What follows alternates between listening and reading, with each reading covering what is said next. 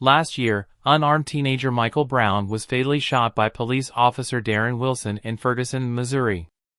The incident drew attention to racially charged police brutality and sparked outrage nationwide. Fatal police shootings involving black citizens, however, are only one of the consequences of racial inequality. For decades, black Americans have faced higher poverty rates, lower incomes, and higher incarceration rates than white Americans. While African Americans in every U.S. city face such problems, racial inequality is much worse in some parts of the country. By examining the disparities between white and black Americans in several economic and social measures, so in today's video we will be showing you 10 worst cities for black Americans. But before starting the video, I want to request you, we put our best efforts to create our every single video, so please don't forget to like the video and subscribe to the channel. Let's start. Number 10, Cedar Falls, Iowa. Based on a range of socioeconomic factors, Waterloo-Cedar Falls is the 10th worst urban area for black Americans. The metro area is at once relatively difficult to live in as a black person and relatively favorable for white people. For example, the median income for black households was equal to less than 56% of income for a typical white household, which at $54,802 was slightly lower than the national median but still higher than in most metro areas. While the Waterloo area labor market is relatively strong overall, black residents clearly do not have the same job opportunities as their white peers. The unemployment rate among black residents of 24%, the sixth highest among black city populations, is in stark contrast with the white unemployment rate of just 3.9%, one of the lowest such rates. Number 9, West Des Moines, Iowa. The more than 30,000 Des Moines residents identifying as black make up just 5% of the population. However, as Wilson suggested, African Americans in communities with relatively small black populations may be even worse off. In the Des Moines area, racial disparities are indeed especially pervasive. Just 33% of black households are owned by their occupants, for example, versus the homeownership rate of 72.2% among white families. Also, while 38% of white adults have at least a bachelor's degree, 20.5% of black area adults have the equivalent education. Despite the difficulties facing Des Moines black communities, the area's black unemployment rate of 10.6% was lower than the national black jobless rate of 13.2%, one of only 3 of the 10 worst cities for African Americans with a black unemployment rate not exceeding the national rate. Still, the black jobless rate was several times higher than the 4.2% jobless rate among white residents, itself one of the lowest in the country. Number 8, Kankakee, Illinois. More than 1 in 5 black workers in Kankakee is unemployed. The black unemployment rate exceeds 20% in only 16 other U.S. cities, 3 of them among the worst cities for African Americans. Lack of job opportunities likely contribute to a higher poverty rate among black residents.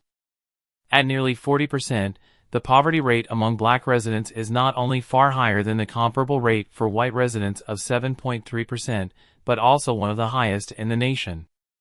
A typical black Kankakee household earns $31,119 annually, lower than the median annual income for black households nationwide, and less than half the median income for white Kankakee households.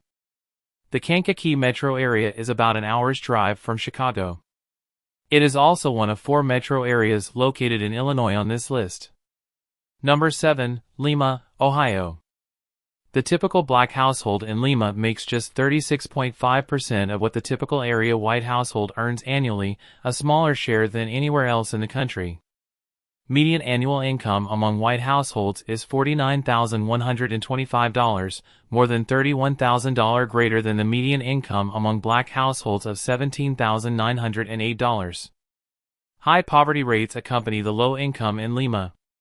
While 12.4% of whites live in poverty, more than 46% of the city's black population are living below the poverty line. Socioeconomic disparities are likely driving the income gaps among Lima's black and white populations. The unemployment rate among the city's black workers is nearly 23%, more than triple the 7.1% rate among the city's white workers. The difference in educational attainment by race is similarly striking. While more than 90% of white residents have at least a high school diploma, less than 3/4 of Lima's black population has a similar level of education. Number 6. Peoria, Illinois. Located in central Illinois, Peoria is one of the worst cities in the country for black Americans. The poverty rate of 28.2% among the city's black population is well above the poverty rate among the city's white residents of 10.4%. Similarly, the median annual income of $58,563 for white households is more than double the annual income of $28,777 for a typical black household. While black Americans are about 5 times more likely to be incarcerated than their white counterparts, in Illinois, they are more than 8 times more likely to be incarcerated than whites. As is the case in many other U.S. cities, the incarceration rate is likely far higher in urban areas such as Peoria. Number 5. Wyoming, Michigan. Slightly more than 1 million people live in the Grand Rapids, Wyoming metro area. The typical black household in Grand Rapids earns $25,495 annually, less than half of the $57,186 the typical white household earns, and also about $10,000 less than the $35,481 the typical American black household earns in a year. High income disparity between the area's black and white residents has likely contributed to disparate poverty rates. About 38% of the black residents in Grand Rapids live in poverty, nearly 4 times the 10.3% poverty rate among the area's white population. Over 2,000 black people per 100,000 residents are incarcerated in Michigan, lower than the nationwide black incarceration rate. However, black Michigan residents are still nearly 6 times more likely than their white peers to go to jail or prison, slightly higher than the nationwide black to white incarceration ratio. Number 4. Chicago Metropolitan Area. The Chicago Metropolitan Area, or Chicagoland, is the metropolitan area that includes the city of Chicago, Illinois, and its suburbs, spanning 13 counties in northeast Illinois and northwest Indiana. The population is about 9.5 million people. It is the third largest metropolitan area in the United States. Slightly more than 7% of white Chicago area residents live in poverty, while the poverty rate for the city's black population is nearly 30%. Similarly, while 43.7% of white adults had at least a college degree, 21.8% of black adult Chicagoans were college educated. In addition to socioeconomic racial disparities, black area residents had far higher mortality rates compared to white residents. The Chicago metro area black population leads the nation with 1,550 deaths per 100,000 African Americans in a year, versus the mortality rate for white Chicagoans of 713 per 100,000 white people. Chicago is one of the nation's most diverse cities. It is also one of the nation's most segregated, however, and in the city's neighborhoods there is little racial diversity. Wilson explained that outcomes worsen for anyone, black or white, living under poor socioeconomic conditions. However, she added, not only do black urban dwellers suffer more under such conditions, but also racial inequality and segregation are themselves harmful to communities. Number 3. Minneapolis-St. Paul.